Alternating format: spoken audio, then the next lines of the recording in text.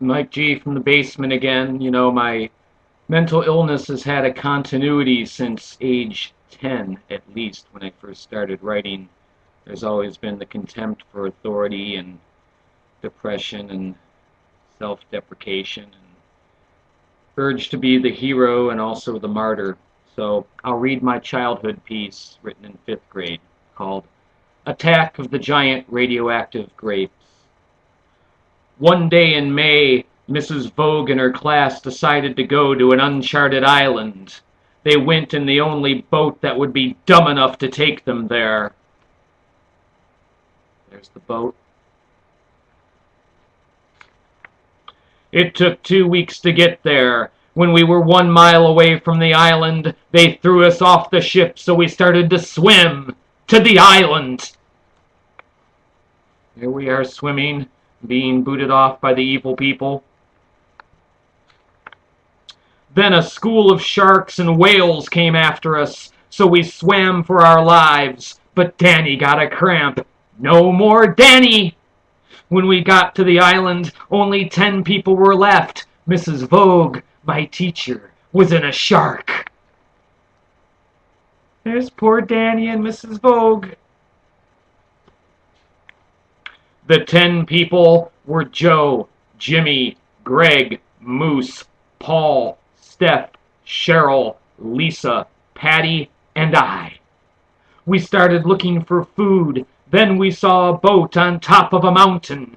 When we walked in the boat, there were millions of glowing grapes. Look at them all. There's the boat, and there's millions of glowing grapes. That night, we heard a loud scream. We went to see what the noise was about. Then we saw Patty. She turned into a grape. Then we ran out of the boat. We saw hundreds more grapes running after us. On one of the grapes, we saw Cheryl and Joe's faces laughing at us. Oh my God, that was terrible. They're laughing at us. There were only 3 of us left. We ran into the boat. Steph and Jimmy turned into grapes, so I was the only one left. Here I am. There's little Mike G running away from the grapes. I'm running away from the grapes. I'm going to be the hero.